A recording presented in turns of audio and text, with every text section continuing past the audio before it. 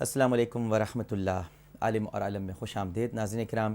میں یہ بھی آپ کو بتانا چاہوں گا کہ کل میں نے گزارش کی تھی مختلف اداروں میں، مدارس میں، کہ عرفہ کریم کے لیے خصوصی طور پر ان کی ایصال ثواب کے لیے قرآن پاک پڑھا جائے۔ تو میں بہت ہی عجز اور انکساری کے ساتھ یہ بھی بتانا چاہتا ہوں کہ دعوت اسلامی کی طرف سے 100 کلام پاک کا تحفہ عرفہ کریم کے لیے، ان کی ایصال ثواب کے لیے جو پڑھے گئے ہیں۔ اس کے علاوہ کچھ مختلف مدارس کی طرف سے کلمہ طیبہ کا ورد اور کلام پاک کے تحفے، سورہ فاتحہ کا ورد، یہ سب کچھ ایک لکھا ہوا ہے۔ میں موقع ملا تو آخر میں پروگرام کے بتاؤں گا کہ کتنی بار، لیکن یہ میں آپ کو بتانا چاہتا ہوں کہ 8 لاکھ مرتبہ درود پاک بھی پیش کیا گیا ہے، اس کا بھی نذرانہ جو ہے وہ عرفہ کو دیا گیا ہے۔ اللہ تعالیٰ بس قدم قدم پر یہی ہماری تو دعا ہے کہ جو کچھ بھی اللہ سبحانہ و تعالیٰ کی بارگاہ میں پیش کیا جا رہا ہے، اس کا فیض عرفہ کریم تک اس طرح پہنچے کہ اس کی ایصال ثواب بھی ہو، مغفرت بھی ہو، اور اس کے والدین کو جو دکھ ہے، جو جس صبر کے وہ متلاشی ہیں، گو کہ صبر کا اظہار کر رہے ہیں، لیکن صبر تو اللہ ہی دیتا ہے، اور یہ سب کچھ اللہ کے لیے ہے۔ یہ جو کچھ پڑھا جاتا ہے، جو کچھ ذکر کیا جاتا ہے، سب پروردگار کی بارگاہ میں پیش ہوتا ہے، بس یہ ایصال ثواب ہے، اور اللہ تعالیٰ اس کے درجات بلند کرے۔ مولانا ولی خان مظفر صاحب، ہمارے ملک میں جتنے اچھے بچے ہیں، بلکہ جو بھی ذہین افراد ہیں، ان کے بارے میں تو ہمیں کوئی فکر نہیں ہے۔ ہمیں فکر یہ ہے کہ میمو گیٹ کا کیا ہوا، ہمیں فکر یہ ہے کہ عدم اعتماد آ رہی ہے کہ نہیں آ رہی، ہمیں فکر یہ بھی ہے کہ حسین حقانی صاحب کا بلیک بیری مل جائے کسی طرح سے، اس کا ڈیٹا رم سے، یعنی ریسرچ ان موشن۔ لیکن ہمیں یہ فکر نہیں ہے کہ عرفہ کریم رندھاوا بستر پر پڑی ہوئی ہے۔ ہمیں اس بچی ستارہ کی بھی شاید فکر نہیں ہے جس نے بہت کم عمری میں بڑے کارائے نمایاں انجام دیے ہیں۔ ہمیں بابر بچے کی بھی فکر نہیں ہے۔ ہمیں شاید علی معین نوازش کی بھی کوئی فکر نہیں ہوگی، یہ جو ذہین بچے ہمارے ملک میں ہیں۔ بس ہمیں اپنے جو ذاتی مفادات ہیں، ذاتی معاملات ہیں، جہاں ہمارا الو سیدھا ہوتا ہو، اس کی بڑی فکر لاحق رہتی ہے۔ تو کیا آپ نہیں سمجھتے، ایک عالم دین کی حیثیت سے بڑی گہری نگاہ رہتی ہے آپ کے معاملات پر؟ یہ شریعت سے دوری تو ہے اپنی جگہ پر، لیکن جب ہم مستحق لوگوں کو، ہونہار لوگوں کو، جن کو ان کا مقام ملنا چاہیے، ان کو بھلا دیتے ہیں، تو کہیں ہم ایسا تو نہیں کرتے کہ ہم جہلا کی پرورش کرنا شروع کر دیتے ہیں، غیر مستحق افراد کو ان کو حق دینا شروع کر دیتے ہیں، اور پھر جن کے لیے یہ معاشرہ ترتیب پا رہا ہے قدرت کے تحت، ایک فطرت کے اصولوں کے تحت، وہ معاشرہ پھر ان کا نہیں ہوتا بلکہ ان لوگوں کا ہو جاتا ہے جو در حقیقت معاشرے کے حقدار نہیں ہوتے۔ ڈاکٹر صاحب، سب سے پہلے میں آپ کا شکر گزار ہوں کہ عارفہ کریم کے حوالے سے آپ نے اس پروگرام میں ہمیں بلایا، اور آپ نے ہماری طرف سے بھی، اور میں سمجھتا ہوں پوری قوم کی طرف سے، ان سے تعزیت کی ہیں، لیکن ہم بھی تعزیت کے الفاظ اور ان کے لیے صبر کے دعاگو ہیں، ان کے والدین کے لیے۔ اور اس حوالے سے آپ نے جس مسئلے کی نشاندہی فرمائی ہے اور آپ نے جو نام گنے ہیں، اتفاق سے میں بھی ان ناموں میں ہوں۔ آپ کی اطلاع کے لیے عرض ہے کہ 1989 میں پوری دنیا کے ادیبوں کا مکہ مکرمہ میں ایک مقابلہ ہوا عربی زبان میں۔ جی مجھے معلوم۔ اس میں اول مصری آئے تھے، 2 محقر آئے تھے، سوم سعودیہ کے آئے تھے، جی،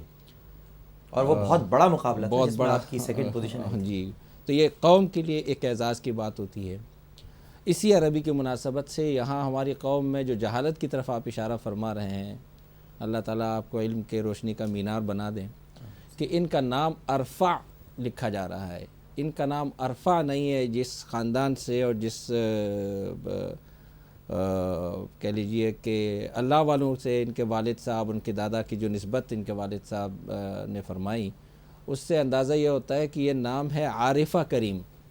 لیکن ہمارے ہاں پنجاب میں یہ عین اور عین الف ہو جائے تو فاروق کو فروق بولتے ہیں، تو یہ عارفہ سے عرفہ، اور پھر ہمارے ہاں یہ جو کسرہ ہے یہ بھی نہیں پڑھا جا سکتا، تو عرفہ اور عرفہ اس طرح پڑھ گیا۔ تو عارفہ کے معنی ہے عارف باللہ۔ اچھا، تو چونکہ اللہ تعالیٰ نے ان کو بڑا علم دیا تھا اور اللہ تعالیٰ نے وہی ان کو عارفہ بنایا، تو وہ عارف ہے، عارف باللہ، عارفۃ باللہ ہے۔ ٹھیک ہے، تو صحیح لفظ یہ ہے۔ اب ہماری پوری قوم کو یہ نہیں پتہ، اور چونکہ پھر انگریزی میں ہم لکھتے ہیں تو وہ ہم کچھ سے کچھ بنا دیتے ہیں، اس لیے کہ وہاں تو یہ پتہ نہیں چلتا کہ یہ اس ایچ سے ہا مراد ہے یا ہا مراد ہے، دو چشمی ہے مراد ہے یا وہ چھوٹی والی ہا مراد ہے۔ تو یہ ایک پوری قوم کے لیے میں جب اس طرح چیزیں پڑھتا ہوں کئی مرتبہ، یعنی آپ نے جہالت کی بات فرمائی اور جہالت پروری کی بات، کئی مرتبہ مجھے اپنے دوست جو ہے نا فوجی ساتھیوں کے ہاں کبھی کہیں چلنا ہوتا ہے تو وہاں ان کو جو ستارہ بصالت ملا ہوا ہوتا ہے، بصالت تو باسل کہتے ہیں عربی میں بہادر کو، تو اکثر و بیشتر میں نے دیکھا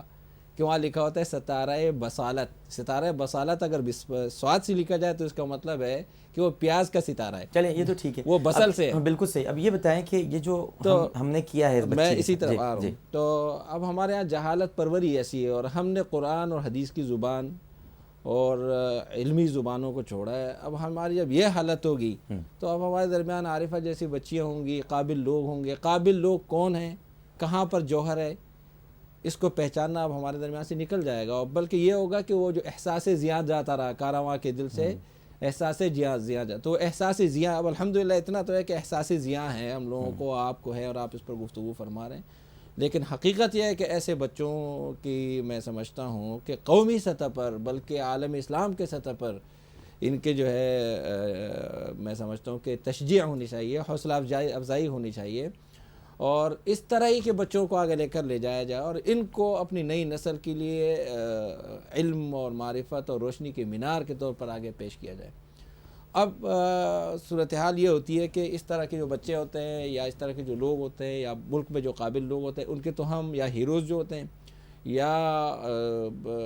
جن میں ٹیلنٹ ہے ان کا ہم قدر تو کرتے نہیں ہیں اور ان کا خیال بھی نہیں رکھتے ہیں۔ جیسے آپ نے فرمایا کہ ہمیں تو یہ فکر ہے کہ میمو کے ایک ٹکڑے پر کیا ہوا، اور رات دن ایک چکر ہے۔ اچھا، میڈیا میں بھی یہ بیماری ہے کہ اس طرح کے لوگوں کو اجاگر نہیں کیا جاتا اور ان کو ان کا جائز مقام نہیں دیا جاتا۔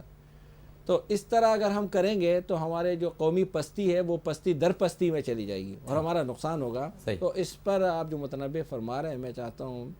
کہ اس پر میڈیا کے اور لوگ بھی اس پر بات کریں اور مسئلے کو اجاگر کریں، اور حکام کو بھی اور گورنمنٹ کو بھی، اور گورنمنٹ کے علاوہ یہاں الحمدللہ سوشل سوسائٹی کے لوگ ہیں، این جی اوز وغیرہ ہیں، لوگ ہیں، وہ اس کو اٹھائیں۔ ٹھیک ہے، صحیح، یہ بڑا کام ہے، اس پر کام کرنے کی ضرورت ہے، اور یہ ایک بنیادی نقطہ ہے کہ قابل لوگ جہاں بھی ہوں، یہ دنیا تو قابل لوگ ہیں۔ صحیح، بالکل صحیح۔ میں بہت شکر گزار ہوں مفتی محمد عامر صاحب آپ کا، آپ اس خصوصی پروگرام میں تشریف لائے، گو کہ آپ سے ہم زیادہ گفتگو نہ کر سکے، لیکن آپ کا آنا آج ہمارے لیے بہت تقویت کا باعث ہے۔ آپ کا شکریہ ہے کہ آپ نے جس درد کا اظہار کیا اور ہمیں شریک کیا، یہ واقعی آپ کا خاصہ ہے۔ بڑی نہیں، اور میں آپ کا بھی بہت شکر گزار ہوں مولانا ولی خان مظفر صاحب، اور یہ حقیقت ہے کہ آپ بھی ہمارے وطن کا ایک سرمایہ ہیں، اور کہیں آپ کے ساتھ بھی ایسا ہی نہ ہو جو اوروں کے ساتھ بھی ہوتا ہے۔ ہم یہی توقع کریں گے کہ اللہ تعالیٰ ہمارے جو صاحب اختیار جو افراد ہیں انہیں کم از کم اتنی ہدایت تو دے کہ جو، بلکہ ہدایت اتنی تو نہیں کہنا چاہیے اللہ سے کہ کم از کم اتنی دے، اللہ ہدایت ہی دے، یہ بڑا غلط جملہ منہ سے نکل گیا۔ اللہ انہیں ہدایت دے کہ وہ کم از کم آپ جیسی شخصیات اور جو ہستیاں ہیں ان کی قدر کرنا سیکھ لیں، ہمارے وطن میں موجود ہیں۔ ناظرین کرام، عرفہ کریم کے لیے بعد از مرگ جس طرح کے اعزازات کے اعلانات کیے جا رہے ہیں کہ فلاں پارک کا نام اس کے نام پر رکھا جائے گا اور فلاں پروجیکٹ اس کے نام سے موسوم کیا جائے گا، اس ستم ظریفی پر مجھے ایک واقعہ یاد آ رہا ہے۔ جب بنگالی زبان کے ایک عظیم شاعر، ان کا نام تھا رابندر ناتھ ٹیگور، ان کو نوبیل پرائز سے نوازا گیا، تو حکومت ہند کو ان کی قدر یاد آئی۔ ان کے اعزاز میں کولکتہ میں ایک عظیم الشان تقریب منعقد کی گئی، اسٹیج پر ایک شاہی تخت بنایا گیا اور اس پر ٹیگور کو بٹھایا گیا۔ پھر مقررین نے ٹیگور کی تعریف میں زمین اور آسمان کے قلاوے میں، جو ہمارے یہاں بھی ہوتا ہے اکثر، جب ٹیگور کو اپنے خیالات کے اظہار کے لیے بلایا گیا تو انہوں نے صرف اتنا ہی کہا کہ آپ لوگوں کی محبت میرے لیے شہد کا وہ پیالہ ہے جسے میں صرف چکھ کر واپس رکھ رہا ہوں۔